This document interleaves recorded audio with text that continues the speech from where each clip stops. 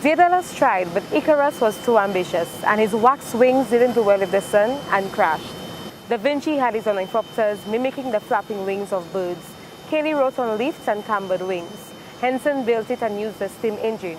Peno introduced power with rubber bands and the first design to simulate modern airplanes. And Otto was really the first to fly in his gliders. But besides magic carpets, dragons, and witches on brooms, the ones credited with really getting it right were the Wright brothers, Wilbur and Orville. Hi, I am Gina McPhee, and this is PortCalls.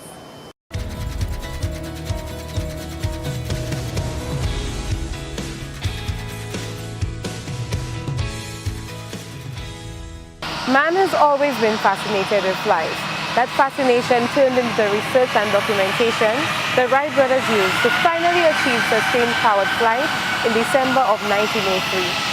Aviation and airplane design advanced quickly after that, and by the First World War in 1914, airplanes were used in aerial combat. This new advanced mode of transport and transfer eventually led to the development of the airport. St. Lucia was very fortunate to have modern airstrips very early in the history of aerial travel. Let's take a quick look at the history of our airports and how fortune favored our island. The first aircraft to visit St. Lucia was a U.S. flying boat PN-7 on 29 February 1924. This aircraft landed on water and didn't need a runway. St. Lucia's geographic location was a boon during the war era, and the island was favored for construction of military bases to serve both air and naval forces of the U.S. In 1940, the U.S. was granted a 99-year lease for a naval base on Rodney Bay and an air base at Vieux Fort. Construction of the St. Lucia Base Command at Vieux Fort began in April 1941. During 1942, a temporary runway was begun at VG. In March 1943, the runway was fit for use, and on 23 March 1943, a BWIA aircraft landed at VG. The runway was extended in 1945, and further extended in 1957 and inaugurated on October 9, 1960. The U.S. Air Base at Vieux Fort, eventually named Binfield, was active from 1941 to 1949 and consisted of two parallel runways at a total length of 25,000 feet, taxiways, hangars, and numerous buildings. Binfield was returned to the government of St. Lucia on December 10, 1960. On May 1, 1971, as part of the Development Day celebrations, Binfield Airport was renamed Uwanora International Airport. On the same day, a BWIA 707 arrived from New York at the new Uwanora International Airport. The runway had also been extended from 5,000 feet to 9,000 feet with assistance and funding from the Canadian government. 4 years later, on June 14, 1975, a new airport terminal was opened at Uwanora. The $4 million Canadian terminal was part of the airport package gift from the Canadian government, which included the runway extension. In February of 1993, the improved departure terminal was opened and commenced operations. In August 1997, VG Airport was renamed the George F. L. Charles Airport after the renowned St. Lucian politician.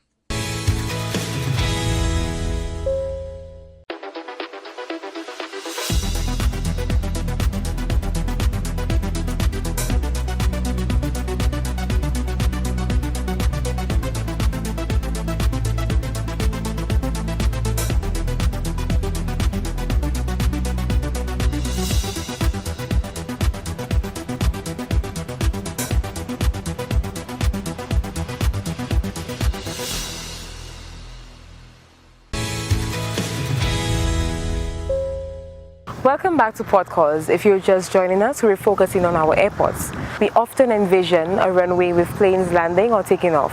That's not far-fetched, since airports were initially designed for planes. But over the years, airports have become more than just a runway. They are complex systems with many different facets, all working in tandem to ensure one smooth operation. Let's take a look at what constitutes an airport. We chat first with Manager of Air Traffic Services of SLASPA, Ms. Amy Charles. An airport, in its simplest terms, is an area where aircraft land and take off. That would be pretty much a domestic or private airport. But when you think about the development of a city, a state, a country, an airport is a defined area which a country or city has established, and with an operator where you have infrastructure such as runways where the aircraft would land and take off. You have taxiways which are built in. That's where you either exit or access the runway. You would have a parking apron where you park the planes.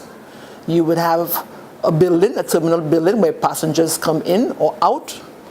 And then you would have additional services such as for security. You would have screening services. You also have security for protection. It would be a very secure area. And you would also have crash fire rescue services. You would have services such as immigration, customs, engineering, maintenance, customer service, check-in counters, all designed to ensure that passengers, mail, and cargo can enter and leave a country. So it's essential to trade in a country. And similar to our seaports, it is essential, the gateway to development of a country. Now, since airports are so complex and are vital to travel and trade, it only makes sense to have established guidelines for the operations of airports, which are accepted worldwide. The organization responsible for setting and maintaining those standards is IATA, International Air Transportation Association. I've been asked to define what is an airport, and I have two definitions for it. One is an airport is a large piece of land with concrete runways and terminals in which airplanes land and take off. But an airport is really much more in today's society and economic development. An airport is the place where a lot of hope comes to many people's lives because we have them traveling for the first time from one place to another. It's a place of connectivity with family members all around the globe. It's a place of opportunity for families that are going to see new places. So it's much more than land or concrete. It's a place where futures of families take place. Airports are really our number one business partners when we really think about it. IATA, as a trade association representing airlines all around the world, need to work closely with our airport partners in order for this industry to continue to grow. This industry cannot provide the services to our customers, to our citizens around our different parts of the world unless the airlines and the airports are working collaboratively. As more connectivity takes place around the world, we need more infrastructure, bigger infrastructure, so more airplanes can land. And our role is to liaison between the airlines and those airports to ensure that we have the right resources in place and help these airports look at their future growth, how we can help them to implement the most modern technology so passengers can flow through these airports in a more comfortable and efficient manner. And we'll continue to work closely with our partners throughout the region. We're doing quite a lot in the Caribbean, where we see a huge amount of potential and opportunities in that part of the world. But we certainly need to ensure that the right infrastructure is in place so the airlines can fly more and bring more travel and tourism to that part of the world.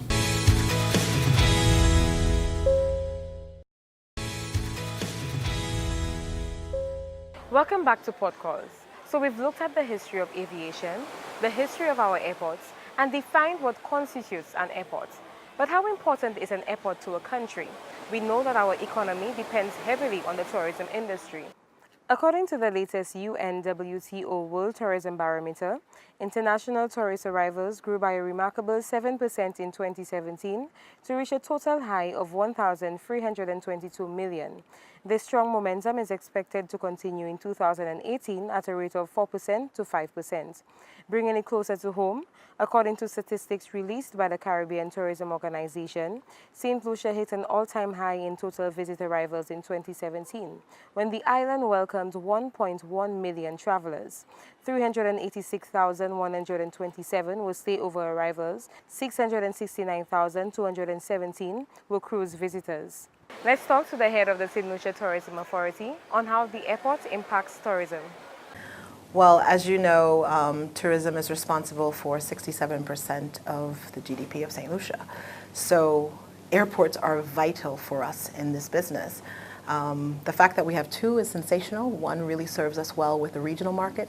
The other one is more for the international market. So having two is outstanding. One of the major trends that we're seeing, and I think this is one that's going to last for a long time, is people are traveling about experiences. They want to have a wonderful experience. And of course, St. Lucia offers some of the most extraordinary experiences that you can have. Experiences means usually people are also traveling with gear. So if you're a hiker, you probably have some hiking gear. If you're coming to do bird watching, you probably have gear that you need for that. And based on your type of experience, you have gear that you want to travel with. So again, being able to facilitate all of that through our airports is very important. Right now, we have a great airport with excellent service, but our airport has some limitations. We would like to be able to attract larger airplanes to our airport, more airplanes on the ground at the same time.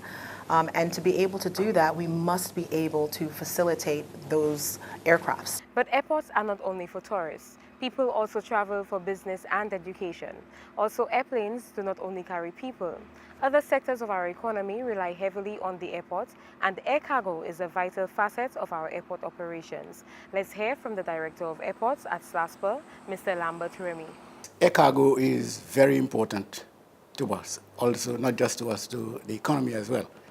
Because if you check, we have the small parcels like the FedEx, the UPS. Now you could buy anything you want, any part of the world, and within 2-3 days you can have it.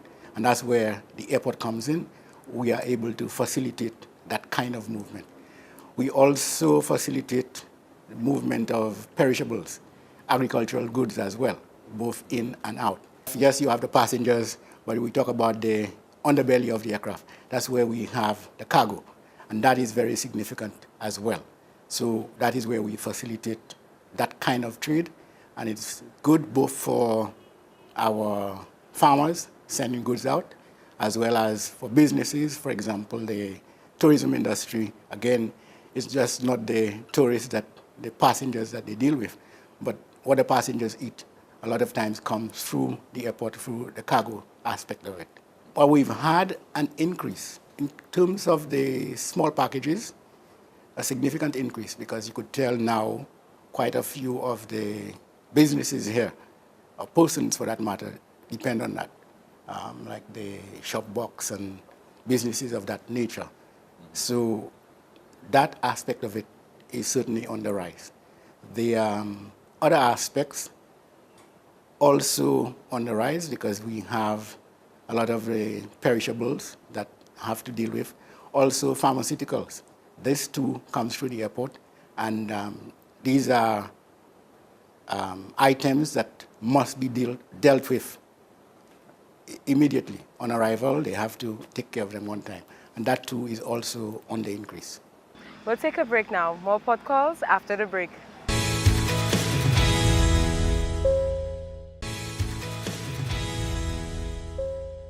Welcome back to PortCalls. I thoroughly enjoyed this episode. Indulging in the history of our airports, our growth over the years is testament to our very growth as a people. We have made great strides as a people, achieving numerous accolades as we continue to inspire and to become a preferred destination for travelers, the latest award being the prestigious World's Best Honeymoon Destination.